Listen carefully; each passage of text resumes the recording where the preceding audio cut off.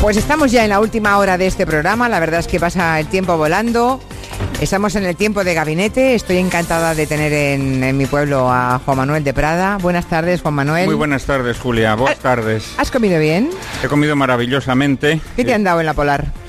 Todo lo que hemos pedido, realmente, todo cosas que engorden, ¿eh? Yo pedí cosas que engordasen, porque... Bueno, pues se pueden comer, hay muchas cosas que no engordan, ¿eh?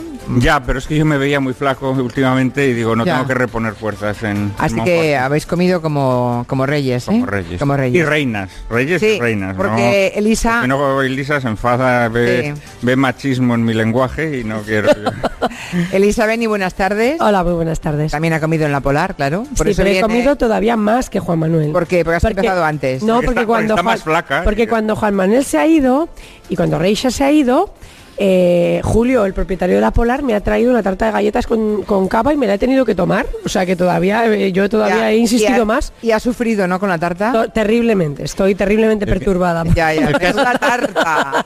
El que ha sufrido, Julia, buenas tardes a todos. Buenas tardes, Antón Reixa. Viva Ribeira Sacra. El que ha sufrido hoy soy yo, porque no sé lo que es comer con estos dos. ¿Por qué?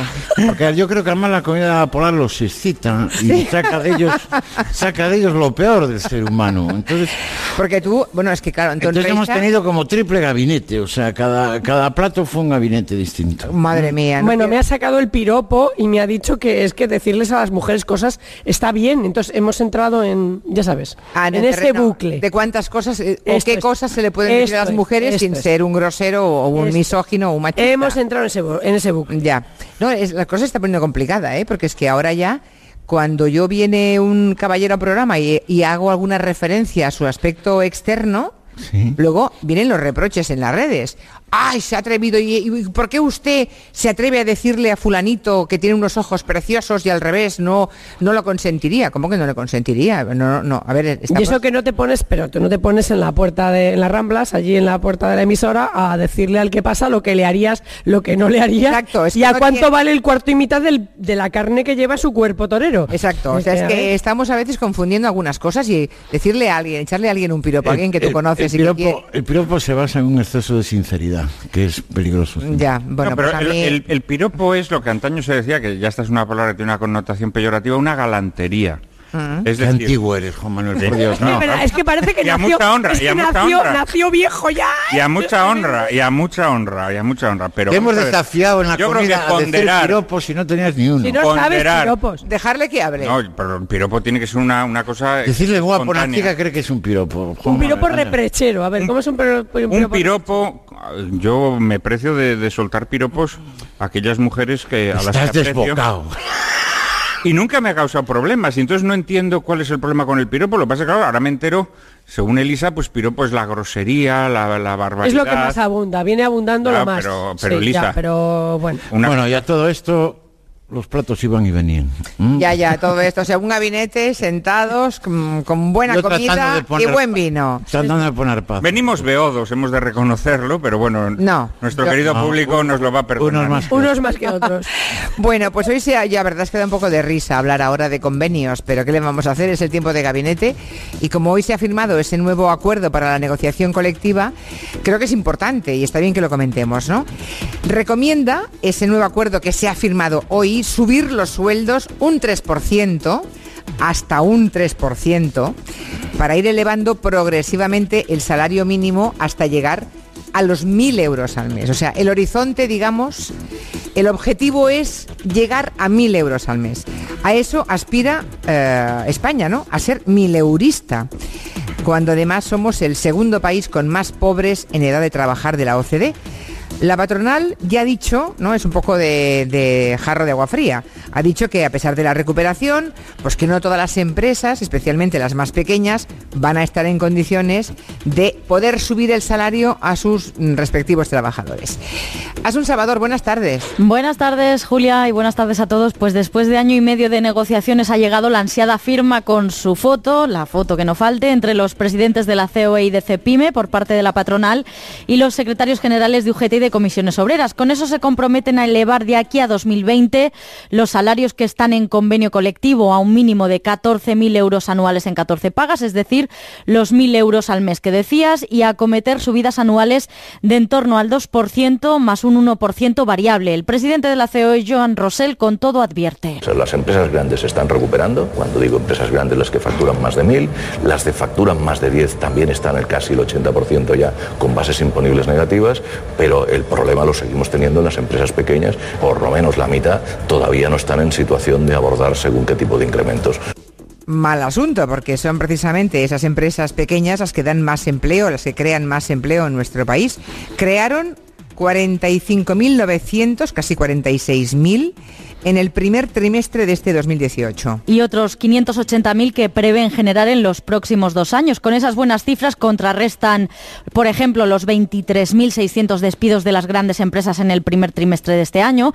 Y además la mitad de esos nuevos puestos los están generando las compañías más pequeñas dentro de las pequeñas, las que tienen menos de 50 trabajadores, según el último informe de Cepime. Su presidente, que es Antonio Garamendi, también ha apelado esta mañana a las dificultades. Esto es algo que va a funcionar si todos trabajamos en la misma línea, si hay consenso. En el caso de los empresarios, muchas partes del acuerdo nos cuestan. ¿Y los sindicatos qué dicen? Pues se muestran optimistas. Pepe Álvarez de UGT confía en que el acuerdo traslade la recuperación a los bolsillos, sobre todo de mujeres y jóvenes, y Unai Sordo de Comisiones Obreras, que abra la puerta a futuras negociaciones con el Gobierno. Encaramos esta etapa con esperanza de que finalmente, especialmente las trabajadoras y los jóvenes, vean que la recuperación que llevamos 3 años situando en las cuentas de resultados de las empresas llegue a sus bolsillos. No nos hemos limitado a una reproducción del anterior acuerdo de negociación colectiva con una actualización salarial, sino que hemos identificado una serie de materias que emplazamos a la discusión tripartita. El martes está previsto que Pedro Sánchez, el presidente, vuelva a recibir a los agentes sociales en la Moncloa y ahí pues se van a plantear las cuestiones pendientes. Que son básicamente regular las subcontrataciones en sectores como el de las Kellys, las camareras de piso, atajar el absentismo irregular y también la brecha de género en los sueldos y reformar el contrato de formación. En definitiva, Julia, que queda mucho por hacer porque, como decías al principio, somos el segundo país con más pobres en edad de trabajar de toda la OCDE, según su último informe. Casi el 16% tiene ingresos inferiores al 50% de la media de los países desarrollados. En esto, el único país que nos gana para peor es Grecia. Gracias, Asu. Buenas tardes. Buenas tardes. Bueno, pues ¿qué os parece este primer acuerdo de subidas salariales hasta el 3% y el objetivo de alcanzar en los próximos años los 1.000 euros como horizonte, Juan Manuel? Bueno, lo que parece que es más dudoso es si esto es un compromiso real o es un simple desideratum, ¿no?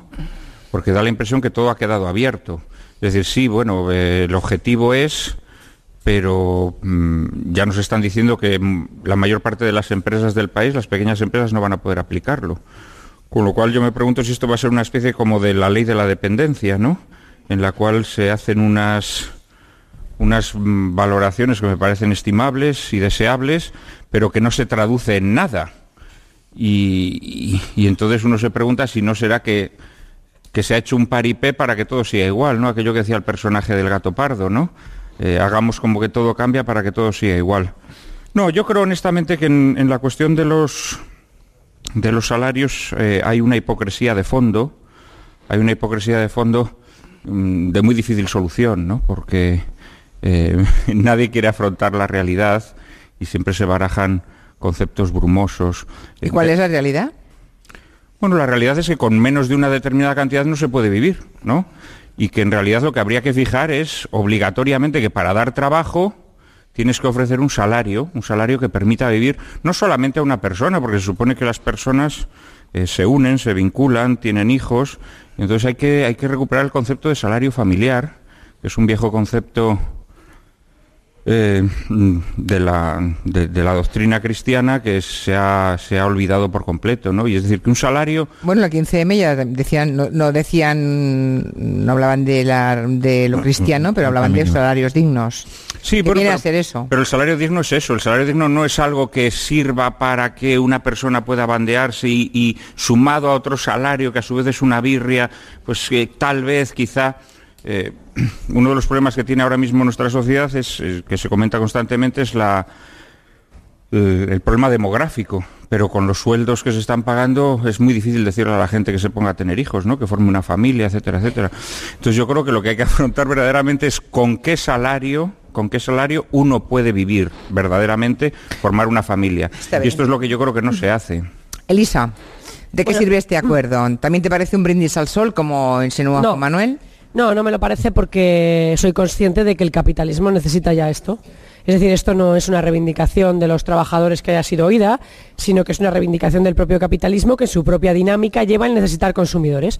Y llega un momento en que la gran masa de los consumidores está tan empobrecida que no puede aportar ese consumo. Por lo tanto, es una inyección, es una redistribución de la riqueza en la intención de que ese dinero vuelva a entrar en el flujo del consumo y, por lo tanto, a incrementar. Es decir, las grandes corporaciones ya no pueden mantenerse si no hay un volumen máximo de consumidores, y si se producen grandes capas de población que no puedan adquirir esos bienes o servicios, pues evidentemente esas corporaciones no van a seguir adelante. Por lo tanto, esto no responde tanto a una queja de los trabajadores que se lleva produciendo hace por lo menos 8 años o 10 años, desde 2007 que arrancó la crisis, más de 10 años, sino que responde a la propia dinámica del sistema. Por eso me creo que sí va a suceder, porque es el propio sistema reorganizándose, ¿no?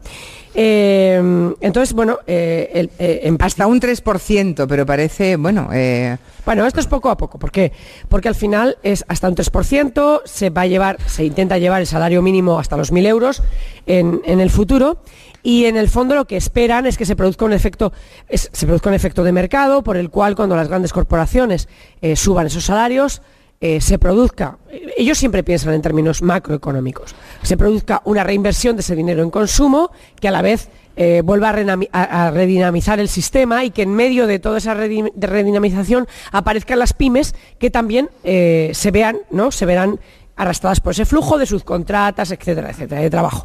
Es un poco el planteamiento. Por eso los empresarios no lo han rechazado ahora, porque hace mucho tiempo que el FMI lleva pidiendo, es decir, los propios organismos que rigen el capitalismo llevan diciendo que sin un incremento de los salarios no van a poder mantener eso. Bueno, la OCDE ha dicho que somos el segundo país después de Grecia en el que los salarios han bajado más durante la crisis. Claro, porque que en España hay mucha gente a la que le han recortado el salario en los últimos 10 años. Claro, pero hay una cosa que es la que yo quisiera poner sobre la mesa, que no sé si es un pecado nacional, pero que desde luego lo estamos viviendo, que es el de la avaricia. Es decir, hay un momento dado en que por mor de la crisis a todos se nos dice o todos nos apretamos el cinturón o reventamos. Y entonces la gente acepta cosas que nunca hubiera aceptado en otras condiciones, porque se trata de eso o de morir. Vale, pues me aprieto el cinturón. Pero ahora resulta que hay mucha gente que ha descubierto que la rentabilidad de su negocio la residencia en los bajos salarios. Y entonces, claro, se montan negocios que en otras circunstancias no hubieran podido ser rentables, sino que son rentables porque se puede explotar a la gente. Y ahí es donde está la cuestión, porque la cuestión es que la rentabilidad de un negocio no debe estar en la chinificación de los trabajadores o en la explotación de los trabajadores de una democracia occidental. Es decir, la rentabilidad debe estar en otros valores del negocio, en otras posibilidades. Está bien. Claro, me da la sensación de que no quieren soltar eso. Es decir, que hay mucha gente que reacia a decir, oye, hombre, es que a mí así me va bien, porque claro, yo así rentabilizo mucho, y además al final el margen de beneficio que yo me lo meto en mi bolsillo, oye, ya me va bien, ¿no? Bueno, digo por las pymes también, por algunas pymes que creo que manejan esos parámetros. ¿Y Antón Reixa? Bueno, Elisa se ha ido llevando la contraria a sí misma, porque ¿por qué? Es decir, empezabas diciendo que parece como una necesidad estructural del sistema, que llega un momento que ya nos han asfixiado tanto y dicen, esta gente, para que vuelva a seguir consumiendo hay que subirle un poquito los salarios. Bueno, pues es miserable. Es la lógica del sistema. Bueno, pues esa lógica es miserable, yo me niego a aceptarla, y me niego a aceptar esta reiteración de liturgia, es decir, esta liturgia que parece como, es curioso como después de 2007, 2008, después de todo lo que ha caído, se ha vuelto a resucitar esta foto de empresarios y patronal, de sindicatos y patronal, firma un acuerdo marco, no sé qué y tal, basado todo en primero, en que aunque el salario mínimo llegara a 1.000 euros al mes, todos sabemos que con eso no se puede vivir, sabiendo además además que la gran parte de la economía, todo esto que efectivamente ellos viven en términos macro, digamos, a nivel micro, es decir, a nivel de la vida real, poco tiene que ver, porque es decir, las relaciones laborales que se establecen entre asalariados pobres y pequeños empresarios no se producen en el marco de convenios negociados con secciones sindicales y tal. Entonces yo creo que lo que nos tenemos que rebelar es contra esta perversión de por qué de repente hay una superstición contable que dice, no, los salarios van a crecer el 3%, de ese 3% es un 2 más el 1, si hay productividad, bueno, a ver quién mide la productividad de una pequeña empresa, ¿no? ¿Cómo se mide? Porque no, la economía ha crecido 2,8, ¿por qué no 2,23? O sea, es decir, ¿cómo se pone una especie de tangibilidad contable en lo que es esa medición tramposa de la economía y luego en la pobreza, que efectivamente es lo que nos invade, que es decir, hoy ha salido esta noticia, pero es que el informe de la OCDE es de ayer mismo, es decir, en lo que habla de unos niveles de pobreza altísimos, es decir, y cómo... Solamente nos gana Grecia. Claro. El tema es, ¿en algún momento recuperaremos...? Porque en teoría, cuando empezó la crisis se habló del túnel, ¿no? La imagen, la metáfora del túnel, saldremos del túnel. La pregunta es, ¿alguna vez recuperaremos los salarios de hace 10 años? Nos están educando a decir que no. Es decir, lo más perverso de esto es decir, después de la crisis nada volverá a ser igual. Exacto. Y nuestros hijos no van a vivir como nosotros. No, van a vivir peor. Eso es la peor traición. Vale, pero ¿le dais verosimilitud a esa afirmación o no, Juan Manuel?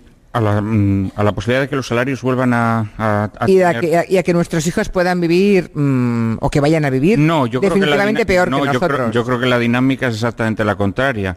De hecho, yo creo que Elisa ha pecado de mucho optimismo al decir que el capitalismo necesita más consumidores para poder mantener sus niveles de producción. No, yo creo que el sistema capitalista diseña un plan en el que, al contrario, yo creo que sabe perfectamente cuál es el nivel de consumo que necesita y sabe que cada vez necesita menos trabajadores, porque ya no solamente que los sueldos hayan bajado en estos últimos años, sino que sería muy interesante ver la cantidad de falsos autónomos que se han creado durante los últimos años. Porque claro, a la vez que nos están siguen creciendo, por cierto. En fin, pero es que además antes el autónomo era dueño de su trabajo, es decir, tenía como propiedad su trabajo, su habilidad. Hoy en día se llama autónomos pues a un señor que es contratado en unas condiciones infrahumanas por una empresa que no quiere pagar la seguridad social. Que no le paga la seguridad social, que no se responsabiliza de los accidentes laborales que pueda tener, es decir, un pobre hombre del que se dispone en unas condiciones infrahumanas. Y esto cada vez está más generalizado. Entonces, no, yo creo que la depauperación del trabajo es una cosa evidente. En realidad, fíjate, yo creo que más importante que fijar cantidades en el salario, yo creo que la clave de una economía sana es comprometer al trabajador en el futuro de la empresa. Y eso solamente se puede hacer cuando ese trabajador se siente medianamente bien pagado. Sí, y habrá momentos en los que la empresa va mal y a lo mejor el trabajador tiene que asumir una bajada del sueldo, pero cuando la empresa va bien, el trabajador tiene que participar en los beneficios de la empresa. No sé a qué suena eso. Que no sé a qué suena eso. Bueno, esta es la doctrina... ¿Si a falangismo o a socialismo yugoslavo? Esta es la doctrina social cristiana de León XIII. De León XIII... de Pío XI, de Pío XII, de Juan XXIII. Oye, pero que es bastante mejor que la dictadura del mercado. El trabajador tiene que ligarse a la empresa, de tal manera, en primer lugar, los trabajos temporales... Sí, pero ¿cómo se produce ese código? ¿Cómo se produce ese código? Bueno, espera que yo voy a ir... ahora cuando me toque... En primer lugar, que el trabajo tiene que ser duradero. Es decir, a ti no te pueden contratar, miren, no, le vamos a contratar durante 3 meses, luego le vamos a renovar. ¿Cómo 3 meses? ¿Cómo 3 meses? Y 20 días, y 4 horas, claro, y una semana. Claro. ¿Sí? Entonces, no, el trabajador hay que contratarlo y ligarlo al futuro de la empresa. Y es verdad que la empresa va a pasar por situaciones malas, pero también pasa por buenas. Y entonces, cuando pase por buenas, el trabajador tiene que participar en los beneficios de la empresa. A ver, Elisa, y eso sería lo que verdaderamente ligaría al trabajador con yo la voy a ir empresa. un poco más allá de la economía, porque a mí la economía... parece que han querido que rijamos nuestra vida últimamente por la economía, me parece que hay cosas que todavía interesan más. Cuando habláis, nuestros hijos van a vivir mejor que nosotros. A mí siempre me pregunto, peor, pero yo siempre me pregunto, ¿qué es vivir mejor o qué es vivir peor? Es decir, estás hablando, por ejemplo, de los trabajadores falsos autónomos de este tipo de empresas. Pero es que hace 20 años no necesitábamos que nos llevaran la comida a casa en una bicicleta. Nosotros no teníamos esa necesidad. No la teníamos, nos la han creado. Nos la han creado. Y como nos han Ahora creado, tampoco la tendríamos. Claro, pero como nos han creado esa necesidad, como en lugar de bajar al restaurante de abajo de casa o hacernos nosotros la tortilla de patata, tenemos que encargar que nos traigan unos tacos mexicanos del otro lado de la ciudad, pues entonces tenemos a una persona en bicicleta jugándose el tipo en Madrid o donde sea para llevarnos unos tacos desde la otra punta de la ciudad y además de una forma barata porque no queremos que eso nos cueste dinero. Y esto Monforte no debe pasar, ¿no? Aquí no pasa. Si la no, pero en Barcelona, las grandes ciudades están llenas de gente en bicicleta que se juega el pellejo en el carril bus o en el carril taxi o en el carril bici, si lo vais, kilómetros para llevarte un pollo alas a casa, ¿eh? Eso es. Entonces, y ganan a lo mejor €1 por hacerlo. Efectivamente. Entonces la historia es, ¿de verdad necesitamos eso? ¿Necesitamos ese servicio? ¿O podemos vivir muy dignamente bajando al restaurante de al lado, moviendo nosotros el culo para ir al sitio, o bien haciendo nosotros lo que necesitemos? Bien, no, te lo digo porque hay muchísimas de las empresas de nuevo cuño que tienen que ver con Internet, etcétera, etcétera, que en realidad han funcionado aparentemente creando una modernidad, pero la modernidad crea unas necesidades y la única forma de ser rentables tales necesidades es mediante la explotación de las personas. Digo que tenemos todos un poco de culpa porque cuando se monta el escándalo y estamos hablando de, por ejemplo, estos repartidos, yo hace mucho tiempo que no pido nada por estas empresas, porque en realidad tú eres parte del soporte, es decir, eres parte del soporte porque tu comodidad, la de poder pagar 25 euros o 20 euros porque te traigan la comida de la chimbamba, tiene que ver con lo que va a ganar esa persona que te la va a traer en la bicicleta. Pero Elisa, lo que te están diciendo las cifras de la OCDE, que no es que el problema sea si te traen unos tacos en Deliveroo... Pues claro que eso es el parte del problema. No, digo, si bajas a eso es parte del problema. El pollo, no. El problema Reixa, el becerro de oro es parte del problema. El problema que te está transmitiendo el informe de la OCDE, que el problema es que a lo mejor hay quien no puede comerse el pollo, ni que se lo traigan, ni que se lo hacen. Sí, pero ¿sabes por qué no? Pero ¿sabes por qué además no se puede comer el pollo? Porque como todos los bienes de producción se ponen al servicio de determinado, es decir, de determinada rentabilidad que se busca, pues todo parte de determinada base. Es decir, todo se vende a partir de determinado precio. Por ejemplo, los alquileres, que ahora estamos viendo denuncias. En Madrid están alquilando cuchitriles de 15 metros cuadrados por 600 euros al mes y la gente se pega por vivir en cuchitriles que tienen el cuarto de baño en el mismo sitio que la cocina, como si fueran celdas prácticamente de una prisión. Y la gente se pega por eso. Entonces la cuestión es, ¿por qué sucede eso? Sucede eso porque además ahora los tiburones, en lugar de comprar casas de alto standing, están comprando los cuchitriles porque los rentabilizan más. Porque tú le puedes sacar un 200%, un 300% a una cosa de estas. Mientras que a una casa que ya tiene un coste no le puedes pasar ese dinero. ¿Cuál es el verdadero problema de todo? Y sé que me vas a decir que soy una buenista por decirlo. El becerro de oro. Sí. La adoración del becerro de oro, es decir, el dinero que se ha vuelto, es decir, ese dinero y esa ansia de tener una serie de bienes y productos que se ha convertido en el centro de la vida de casi todos. Y entonces, mientras la sociedad sea así, estamos abocados a, a cosas muy poco saludables, digamos. Eso parece que fue lo que ya fue. Me parece, yo creo que esto está volviendo ahora, es decir, cada vez más. Mira, antes cuando en mi primera intervención yo hacía ver que esto era como un brindis al sol. Claro, vamos a ver, se asocia la subida de los sueldos a los convenios colectivos. La realidad es que desapareció la figura esa del convenio colectivo, claro, pasó mejor vida. Los colectivos, por el amor de Dios, los convenios colectivos hoy en día es que prácticamente no existen. No existen. Y las empresas que están sujetas eso se lo cargó la reforma del Partido Popular. La reforma laboral, sí. Bueno, acabó con los convenios. Acabó con eso y con la irretroactividad de los convenios. Y se la cargó. Se la empezaron a cargar los pactos de la Moncloa, después se la cargó Felipe González, después se la cargó el señor Aznar, después se la cargó el señor Zapatero. Sí, porque todos han ido en la misma línea. Bueno, vamos a ver, yo por ejemplo cuando voy a una televisión, pues me tomo la molestia de preguntar cuál es la situación laboral de la gente que trabaja en maquillaje o lo que antes llamaban los camarógrafos, los cámaras, ¿no? Estos señores están subcontratados siempre. Los contratan empresas de trabajo temporal para que las televisiones no se tengan que someter a un convenio colectivo al que hoy en día están sometidos ya pues los trabajadores más veteranos de la empresa. Pero la realidad es que a todo el mundo al que se contrata no se le contrata de forma a través de los convenios colectivos. O sea, se acude a estas figuras que son, a mi modo de ver, fraudulentas totalmente, porque una legislación laboral tiene que ser universal. Es el asunto del becerro de oro, porque vamos a ver, uno monta un negocio para obtener una rentabilidad, pero la rentabilidad es infinita, es decir, esa rentabilidad puede ser siempre, o sea, a los grandes ejecutivos les piden que la rentabilidad de su empresa no es que se mantenga o que tengan beneficios, sino que cada vez tengan más beneficios y cada vez se incrementen exponencialmente más. ¿Eso es sostenible? ¿Es realmente sostenible? ¿Es necesario? Es decir, ¿dónde está ese espíritu social del empresario que crea riqueza? Desde luego se enriquece, pero a la vez esa riqueza la redistribuye en forma de salarios. Efectivamente, ¿dónde está eso? Lo que pasa es que el pequeño empresario ya en sí mismo ha sido... La figura del pequeño empresario, que era un creador de riqueza en pequeñas dimensiones, ha sido destruida por el capitalismo global, Elisa. La globalización, ha sido totalmente destruida. Entonces, al final, es que no pueden hacer otra cosa. Bueno, pero es que lo que ya no puedes pretender es que existan pequeños empresarios, tú antes lo definías bien, en el sentido que decías tú antes, que el pequeño empresario, el pequeño autónomo, es el que era dueño de su habilidad de trabajo, de su oficio, en realidad. O de una tienda, Estaba muy vinculado a la artesanía, claro, o a un conocimiento muy específico. Es decir, el problema es la miseria esta social en la que vivimos, que yo ya no sé si es tanto que se genere consumismo, es como, porque parece que el consumismo, es decir, hay otra definición terrible de aquello del 2008-2007 que decía que vivíamos por encima de nuestras posibilidades. Vivirían los que vivían por encima de sus posibilidades, los demás vivíamos como podíamos, ¿no? Entonces, no sé yo hasta qué punto podemos aspirar a que una sociedad esta tenga pensamiento siquiera a medio plazo. Es decir, cuando hay Vamos a escuchar algunos mensajes de oyentes que han enviado un audio de voz sobre el tema del acuerdo de hoy. Transporte hace 17 años.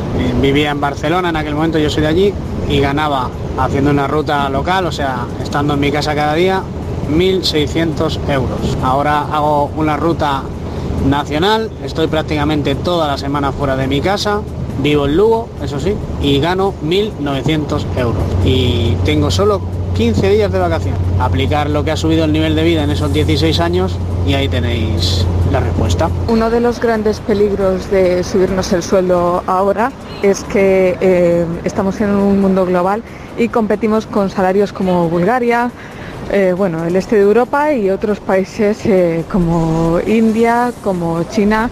Estoy en un sector en el que muchos puestos de trabajo se han relocalizado allí. Entonces, pues yo temo por mi puesto de trabajo en un largo plazo. Yo soy uno de esos autónomos que está nombrando Juan Manuel. Malvivo y no tengo seguridad y, un desastre. ¿Que vamos a vivir, que nuestros hijos van a vivir peor que han vivido nuestros padres? Yo lo que no me planteo es ni siquiera tener hijos. Y soy un ex empresario de 39 años que tengo un poco de capital. ¿Cómo será ese pensamiento de un joven que es menos de miliurista en este momento? Pues depende de lo que se busque, ¿no? Cuando él dice que es un empresario que tiene algo de capital, hombre, ¿qué es lo que necesita para tener un hijo? Es decir, es que yo vengo un poco al tema filosófico. Hablaban antes de... estamos en la globalización, efectivamente. Cuando muchos clamaban contra la globalización y se iban a Davos a protestar, pues la gente les llamaba antisistema. Pero realmente estaban viendo lo que venía con la globalización y ha venido. Pues ahí está, lo de la globalización. Ahí está lo de la globalización. Los antisistemas claro, es que ahora de Davos. Miedo decía él o la primera oyente que ha dejado el mensaje, decía que si suben los salarios no podremos competir con los salarios de mierda, con perdón, de Bulgaria, que cobran en Pero otros Julia, países, depende de lo que queramos. Vamos a ver, por eso insisto en lo de podemos llamar a Globo o no, o a los que vienen con la bicicleta, pero también podemos querer tener un esquema de consumo, podemos querer estrenar ropa todos los días y queremos comprarla a un precio, y entonces evidentemente vamos a forzar a que la produzcan a ese precio. Es decir, todos tenemos una responsabilidad. Incluso es curioso porque es tan perverso el sistema que el propio que está explotado por el sistema a su vez explota. Es decir, entonces es muy perversa la rueda, ¿no? La rueda. Es lo que en la vieja teología llamaba, bueno, no tan vieja, la estructura de pecado, ¿no? Donde vives en una situación injusta pecado, y te incorporas. El reverendo de Prada. No, el concepto de pecado es muy importante, que es un concepto que se suele olvidar y cuando lo olvidas se te descabalan todas las... Yo en cualquier caso, vamos a ver, mirad, la economía, la única salvación de la economía y la única manera de que el trabajo vuelva a ser la causa eficiente primaria, como decían los viejos escolásticos de la economía, es que se vuelva a las economías locales, a las economías nacionales. La globalización de la economía... Hombre, pero sin fascismo. Pero sin fascismo. ¿Pero eso qué tiene que ver con el fascismo, querida amiga? Sí. No, perdona. Sí, las economías locales... Tiene mucho que ver porque la vuelta al Estado nacional y a la protección de la economía que están planteando desde muchos sitios tiene que ver con el resurgir de cierta ultraderecha. Chesterton. Hombre, Chesterton. La frase de Chesterton y lo dejamos. No, Chesterton, en plena apogeo del capitalismo, decía que los capitalistas defienden que nunca la economía ha estado mejor porque las manzanas nos pueden llegar desde el otro extremo del país en apenas 3 horas. Y decía Chesterton, esto es falso, la economía estará bien cuando uno pueda arrancar la manzana de su propio huerto. Estaba defendiendo la economía de cercanías y esa es la única manera de que el trabajo esté bien remunerado. No hay que venirse a vivir a Monforte, definitivamente. Esto en Monforte sí que pasa. Estaba aquí hablando sola con el micrófono cerrado. Decía que ambientazo tenemos aquí, toda la sala Lois Pereiro, la Casa de Cultura de Monforte llena de rebosar. Y pues estamos en pleno debate, estamos en los últimos minutos. Yo no sé si queréis llegar a modo de conclusión a una última frase o a una última reflexión. A modo de conclusión, curiosamente... Y dejadme un rato dejadme un minuto para que me despida al menos. Bien. Sí, Alicia y Juan Manuel han derivado a casi bordeando esas teorías que hay ahora del decrecimiento, de que la economía debería de crecer. Es un pensamiento que no puede crecer infinitamente, a lo mejor. Que no puede crecer infinitamente, sería bueno que todos lo metiéramos en la cabeza. Es que el crecimiento de la economía no supone la igualdad ni la distribución equitativa. Nos demuestra que el crecimiento de momento lo que brinda es mayor concentración de la riqueza. A mayor crecimiento, mayor concentración. Eso ha sido una regla siempre. Precisamente yo no digo... Se puede llamar también desigualdad. Claro, precisamente por eso... En unas pocas manos la precisamente riqueza. Yo creo que la única economía justa es aquella que tiende a la atomización, es decir, a que cada centro productivo genere sus propios medios y genere su propio trabajo. Pero esto nada tiene que ver con el fascismo. El fascismo es el primer movimiento ideológico que concentra la propiedad, precisamente porque centraliza la producción a través del Estado. ¿No? Yo creo que el fascismo era el capitalismo. El fascismo era el capitalismo uniforme, ¿no? Bueno, sí, y también se dice que el comunismo es un capitalismo de Estado, ¿no? Pero el problema nada tiene que ver con... El problema de la desigualdad creciente es que va a tener unas repercusiones políticas y de derechos y libertades que están ahí en el horizonte y que pintan bastante mal. Lo que se ha acordado no está mal, pero tenemos que entender y tenemos que reivindicar que sea solo un principio. Que no sea esto no es desde luego la purga Benito, es un principio de algo que tiene que ser un camino más continuo por el cual se recupere esa redistribución de la riqueza y esa igualdad o equidad social, que es la que garantiza la paz social y la riqueza y el progreso de los pueblos, ¿no? Porque con desigualdad los pueblos estallan. Pues yo creo que el modelo es la Ribeira Sacra, perdonad que barra para casa. Porque yo no sé si en la Ribeira Sacra hay alguien que se haga multimillonario. No. Es gente que puede ir viviendo bien, que potencia una economía pequeñita, que crea una riqueza doméstica, que ellos viven y sus hijos pueden seguir viviendo y que a lo mejor pueden dar trabajo a X personas. Sería un poco el modelo, ¿no? Bueno, no me digas que no, que me ha quedado monísimo esto para acabar el de Monforte. Que además es verdad lo que digo. Es verdad, pero también es verdad que esto se llama viticultura heroica. Sí. O sea, que Antón, se llama heroica. ¿Nunca compusiste ninguna canción alusiva a Monforte? No, mis amigos. Había una canción de Siniestro Total, no somos de Monforte. Sí. Pero tú nunca. Primos hermanos. Sí, tiene que hacerla, se la vamos a pedir, como jingle. Fue un placer de verdad, monfortinos y monfortinas, estar aquí. Gracias por habernos acompañado.